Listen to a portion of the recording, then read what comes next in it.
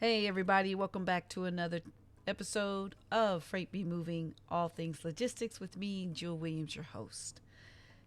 Headline: Tijuana man pleads guilty to double broker scheme targeting San Diego truckers. What is double brokering? Why is it on the rise? And what is being done about it? That's what this show is about today. So let's get into it. But first, let me read my disclaimer. I'm not an attorney. I provide this information to help you gain insight into scams and the freight business. So let's turn our attention here to this first case that I think you guys would be interested in. But first, let me explain what double brokering is. So this is from a source from Avalon Risk Management, which says double brokering occurs when a carrier accepts a load and then rebrokers it to another motor carrier. This is not a legal practice. Likely, the motor carrier that rebrokers the load is not authorized or in compliance with Federal Motor Carrier Safety Administration. So, in this particular case that I'm about to read, you're going to find out all that happened in this particular incident, which was definitely a problem. So, this is from the California Justice Department. Tijuana man pleads guilty to double broker scheme targeting San Diego truckers. According to the news release, Tijuana resident Alex Castello Padilla pleaded guilty in federal court to criminal charges stemming from his scheme to defraud interstate carriers and brokers operating in the trucking industry. According to his plea, Padilla conducted what is known as a double broker scheme. As part of the scheme, Padilla stole the identity of a Spring Valley interstate carrier and agreed to make deliveries using the company's stolen identity. Rather than delivering the loads, Padilla posed as a shipper and rebrokered the same loads to another carriers who delivered the freight. Padilla then collected the payments of the completed deliveries but did not pay the carriers who actually delivered the loads and were unaware that Padilla was running a double broker scheme. Padilla orchestrated most of the scheme from Tijuana, Mexico. Padilla pleaded guilty to these charges following his extradition to the United States from Italy. Padilla was arrested in Italy and extradited to the United States on May 27, 2022. As part of his plea agreement, Padilla has agreed to pay restitution to his victims, estimated to be at least $239,904. So this particular individual was illegally double brokering freight and causing problems. All right, so according to transportation professionals, this particular problem has gone on the rise. So Anne Rink, president and CEO of the Transportation Intermediaries Association, said that reports of double brokering through its watchdog reporting system have been ticking up since December. She quotes, "It is far more prevalent than we've seen in a while." I attribute some of this due to what is going on with freight rates and what is going on in our economy, and people are getting desperate to make money. So crime is on the rise. Another professional also states that there is lack of regulation, enforcement by Federal Motor Carrier, and that it's also hindering these problems from getting resolved. Now, in quarter 4 2022 and quarter 1 2023, TruckStop, a load board provider, saw a 400% increase in double brokering complaints, according to Brent Hudo, who is the Chief Relations Officer.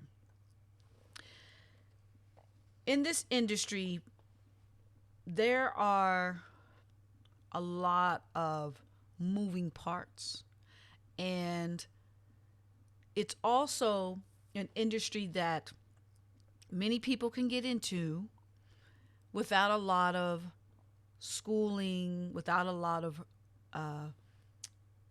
income or cash flow or investment to enter into the business. For example, if you're becoming a truck driver, you file for your authority, you get a loan, you're in a truck. Same with a freight broker, you file for your authority, you pay for your bond, you're in business. And with dispatchers, a lot of them tag on to truck drivers, and they've got a computer, they make some phone calls, they're in business. Now, of course, there's some regulatory things that they may have to go through. However, the barrier to entry is very low. And when you have those types of situations, you come across an industry with a high level of criminal activity.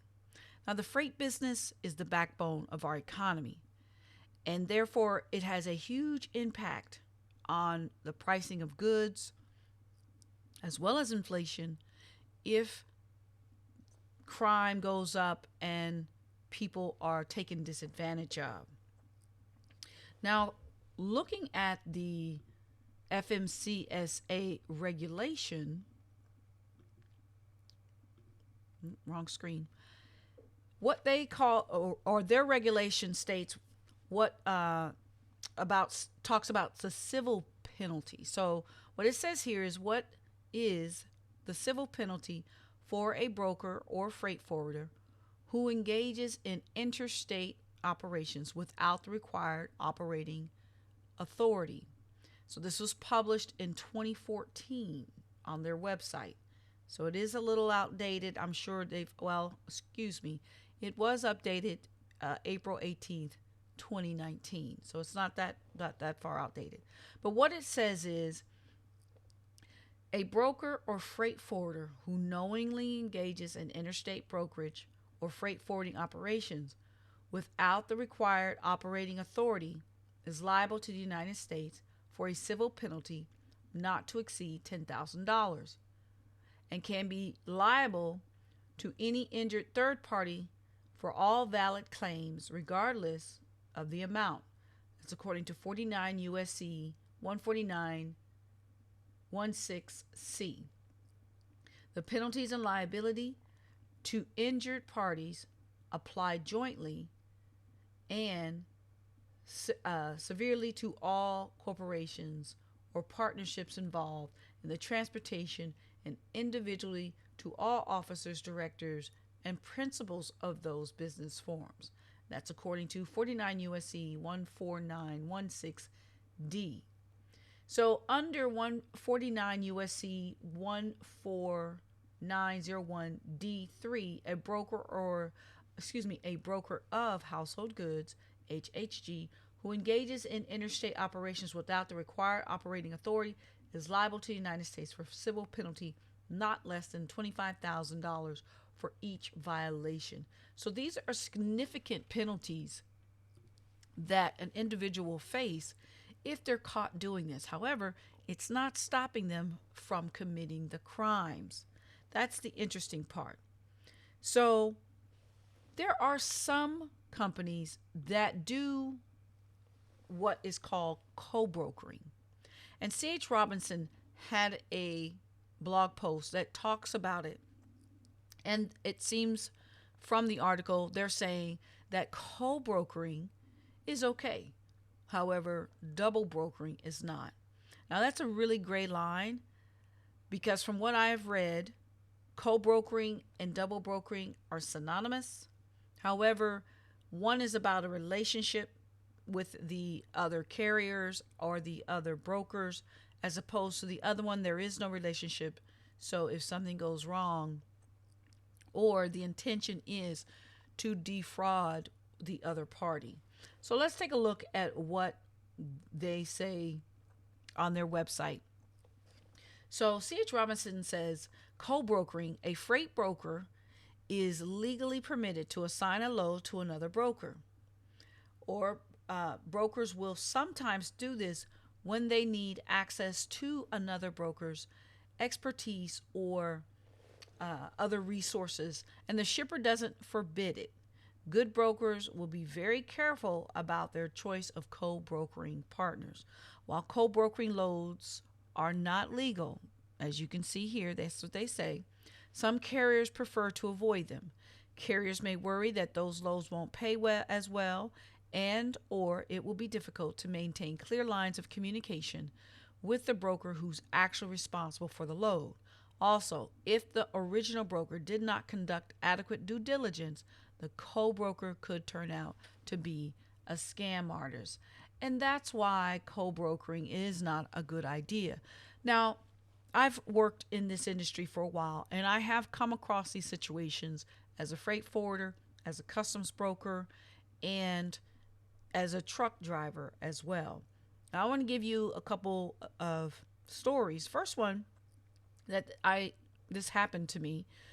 I was doing a customs brokerage clearance, and the company was importing wine. So as I was going through the entry of the invoice, I noticed some discrepancies in the pricing. And so I took upon myself to make a phone call. And well, I didn't really take it upon myself. I actually spoke with my manager. My manager said, hey, call the importer. Let's get clarity on this so we can make sure that we're classifying this under the correct duties and taxes, because we don't want something to happen down the line. Well, as I was seeking information, attempting to find out more about this particular wine to make sure I classified it correctly, it turned out that there was a broker in between there that was being the front person for customs. And they did not want those other individuals in the background to be exposed to customs because it was more costly. So needless to say, this turned out to be a very sticky situation. There was a lot of complaints. The customer who was being the front person was not happy with my investigation into the situation. But of course, I followed the orders of my management team. But that just goes to show how looking into something can lead to something else. And that was just out of classification because somebody didn't do proper invoicing description to allow me to classify the wine as it was supposed to be classified, which could have avoided the phone call. Another situation that I have experienced double brokering is as a truck driver. In an attempt to make a delivery, in an attempt to clarify address and someone being open for business, I call the phone number that is on the piece of paper. When I call the phone number, the individual is another broker. They're not the customer. And they're not the customer who originally shipped the freight. And they did not have information to help me contact the people that I needed to contact to clarify where the shipment was supposed to go, who was supposed to be signing for it, so forth and so on. So these are two situations where it was clear that the parties involved in the transaction were co-brokering as opposed to double brokering. Again, it's illegal in either scenario. However, because of relationships, some companies are okay with what they call quote unquote co-brokering, whereas in the case of the person from Tijuana, they were illegally double brokering and not paying the truck drivers. And I believe that's probably what triggered their investigation, was truck drivers did not get their pay, therefore they decided to do a further investigation. So, if you found this information useful, hit the like button and subscribe. I definitely would appreciate your feedback on this. My name is Jewel Williams. I am the founder of Freight Be Moving. All Things Logistics is the podcast that I produce.